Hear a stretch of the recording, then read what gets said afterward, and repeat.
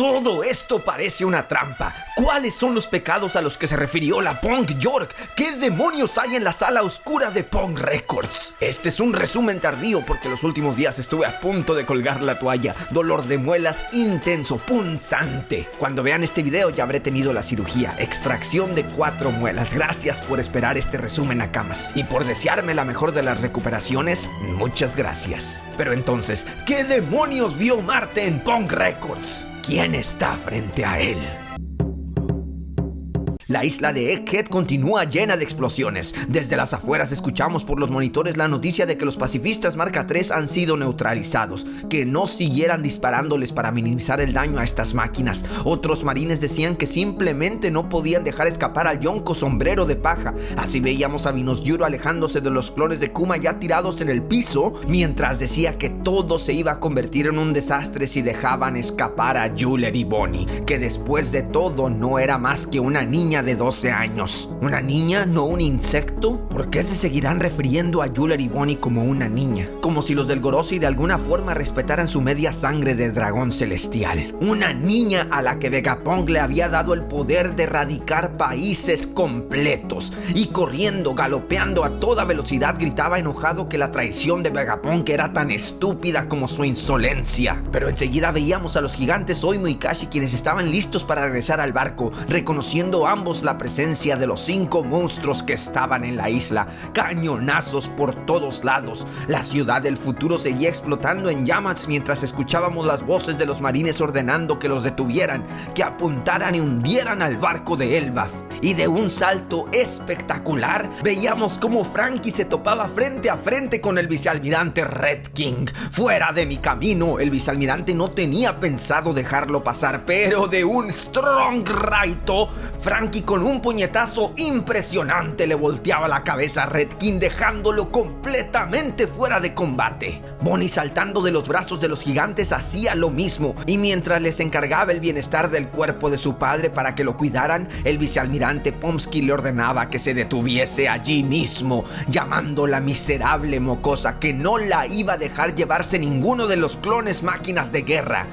Pero Bonnie rápido le tocaba el rostro al vicealmirante para transformarlo en un pequeño niño, diciéndole que cuidara lo que estaba diciendo, que su papá no era ninguna máquina, y dándole una patada en todo el hocico, remataba como toda niña lo haría cuando insultan a su padre, diciéndole que su papá era un héroe. El vicealmirante Guillotín, quien había visto toda la escena, reaccionaba impresionado, pues era duro ver a Juller y Bonnie en su forma adulta golpeando a un niño. Pero cambiamos de frente para ir al laboratorio, en donde seguíamos escuchando los minutos restantes para iniciar el mensaje de Vegapunk. Shaka preguntándole a Stella que si no se iba a tomar su Vegacafé que le había preparado, a lo que el doctor le respondía que no estuviese bromeando, que el café aún estaba muy caliente para su lengua de gato. En otra parte del laboratorio veíamos al pájaro Marte con York como guía, diciéndole que definitivamente este era el cuarto en que Stella había grabado el mensaje. Mientras tanto, Shaka en la grabación nos revelaba que solo faltaban 4 minutos para comenzar, pero de un solo ataque, Marte dejaba hecho todo escombros con un rayo ultra poderoso que se aventó así de la nada. ¿Qué poderes tienen los del Gorosei? York, sorprendida, le pedía a Marte que no se precipitara atacando o haciendo locuras así, que si acaso no escuchaba que a pesar de haber destruido todo, el mensaje aún seguía sonando. La voz de Shaka diciéndole a Stella que no había tiempo suficiente, pero que bien podían enfriar el café si inventaban un aparato termoeléctrico para alternar el. York le decía a Marte que atacar hacia lo loco no iba a detener el mensaje, que si ella fuese Stella, se habría asegurado de que el Dendenmushi transmisor estuviese bien escondido. Marte, con su cerebro de pajarraco, le respondía que entonces lo único que tenía que hacer era seguir destruyendo el laboratorio hasta que el mensaje parase, pero York, enojadísima, le respondía que no, que ese sería un grave error porque el segundo piso del edificio B está dedicado a la producción de armas,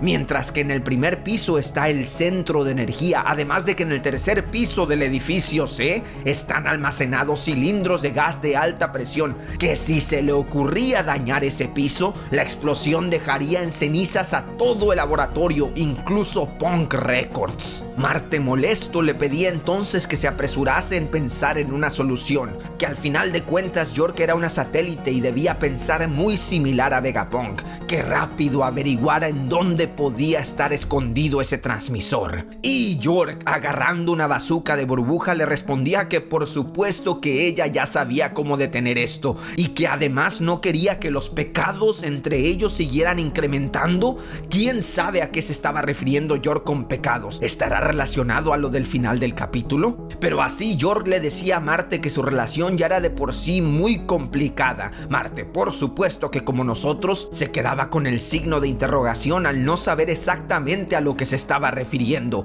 Y así Marte, volando hasta la cima del laboratorio, le decía a York que lograba escuchar una pequeña voz desde las alturas. Esta le preguntaba que si se refería a Punk Records, que a poco Vegapunk se le había ocurrido esconder el transmisor en un lugar tan obvio como ese. Así York pasaba a explicarle a Marte que seguramente el Dendemushi transmisor debía de tratarse de uno de los últimos modelos que acababan de inventar, diciéndole que tenía forma de un triángulo, escondiendo el rostro. ¿Qué está planeando York? ¿Por qué el rostro de esta Punk está escondido tras la burbuja de diálogo? Marte, sobrevolando Punk Records y buscando por todos lados, se preguntaba que dónde podía estar la entrada. Y los que lo vieron volar, ignorándolos completamente, fueron Stussy y Kaku. Stussy se alegraba de ver al pajarraco diabólico alejarse. Kaku, aún prisionero dentro de la burbuja, reconocía que seguramente ellos no eran lo suficientemente importantes para que se detuviera a verlos, a lo que Stussy respondía que el sentimiento era mutuo. Pero Kaku inmediatamente le preguntaba que entonces ¿qué era esa cosa? ¿Qué era ese monstruo? Stussy le explicaba que según lo que había escuchado, ese pajarraco enorme debía ser uno de los 5 ancianos del Gorosei. Y Kaku, una vez más confirmándonos que ni siquiera el CP0 conocía las verdaderas caras de esos ancianos, remataba diciendo que esta transformación se veía ciertamente aterradora. Pero cambiando de tema, Kaku, intentando hacer enojar a Stussy, le preguntaba que si los sombreros de paja y los Punk la habían abandonado aquí en el laboratorio, que ya se le habría partido el corazón de tristeza de no ser porque ella misma también los había traicionado a ellos del Cyberpol. Stussy, quien seguía manejando las máquinas, ni lo volteaba a ver para responderle que no, que ella había decidido quedarse por su propia cuenta, que alguien necesitaba estar aquí dentro del laboratorio para completar el plan, para que la misión final tuviera éxito. Así, desde las afueras del laboratorio, escuchábamos a los sombreros de paja gritar que si de verdad tenían pensado dejar a Stussy atrás. Edison le respondía que no había otra solución, que la maldita barrera tenía que ser desactivada en el instante preciso en el que el barco estuviera a punto de cruzar los límites, y que esto solo se podía hacer desde el cuarto de comando, que fue Stussy misma la que se ofreció como voluntaria para esta misión. Continuaba Edison, que bajo estas circunstancias lo único que podían hacer era respetar su decisión y mostrar toda la gratitud escapando de la isla con vida. Nami, determinada, hacía eco de las palabras de Edison, que por supuesto que iban a aprovechar al máximo esta oportunidad. ¿Pero qué? Robin continuaba el pero, preguntándose que cómo tenían planeado cubrir la distancia que iban a cubrir gracias al Vegaforce 01,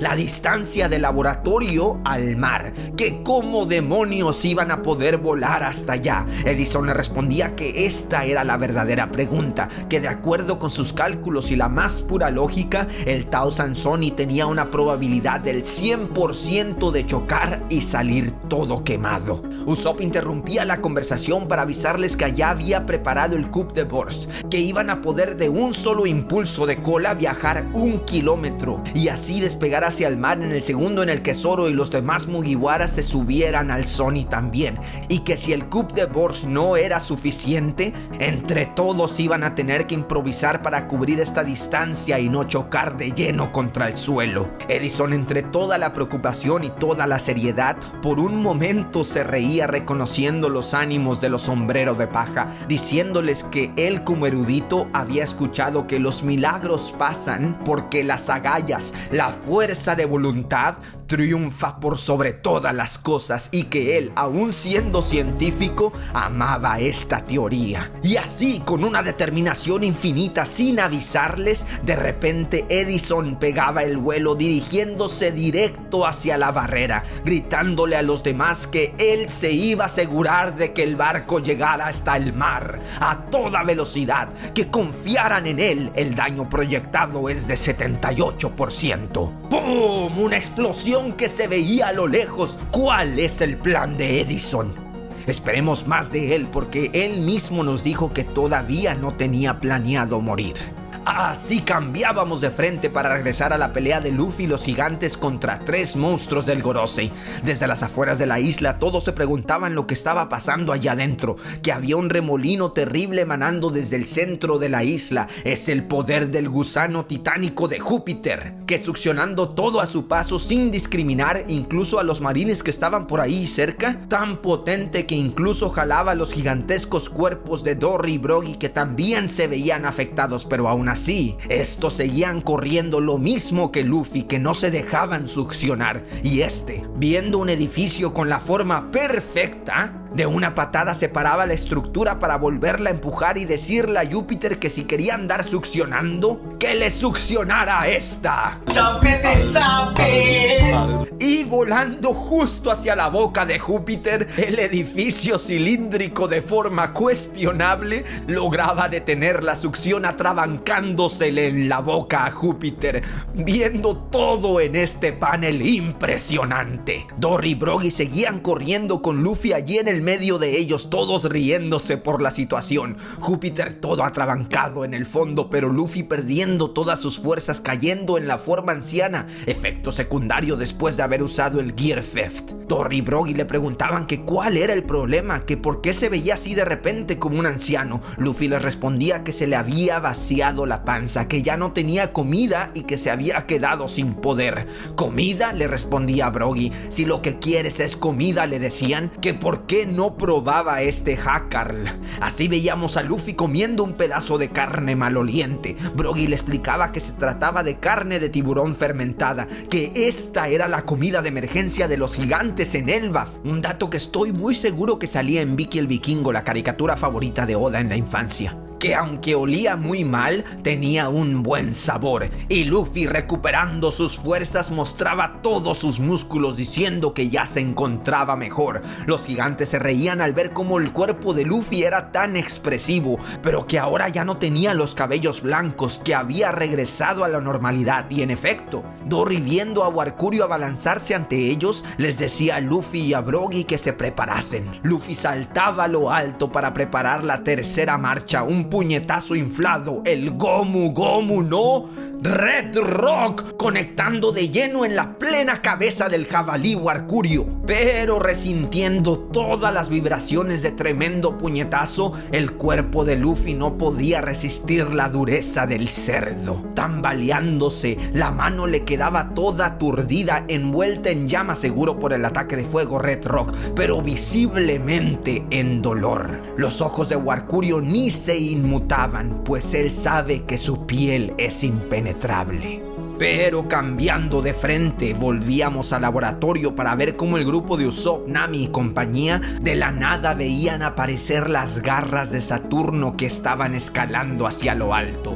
Usopp, temeroso, se preguntaba que qué demonios era esa cosa. Chopper respondía que parecía un cangrejo. Todos completamente rodeados. De repente todo el panorama nos está haciendo sentir que estamos contra las cuerdas, porque de nuevo, cambiando de frente, ahora en la costa noreste, justo al lado del barco de Elbaf, veíamos al grupo de Bonnie y los demás. Un gigante, en el fondo un gigante había sido cortado, y la sombra terrorífica del varón Vinos Yuro en su forma híbrida caballo esquelético centauro se postraba frente a ellos, más intimidante que nunca, acabando de un solo corte con uno de los gigantes de Elbaf, poniéndoseles a todos justo enfrente del barco. ¿Qué es esa cosa?, preguntaba Yuler y Bonnie. Escapar de ellos ahora parece imposible. Pero no se nos olvide el robot ancestral gigante, que esa va a ser nuestra última carta.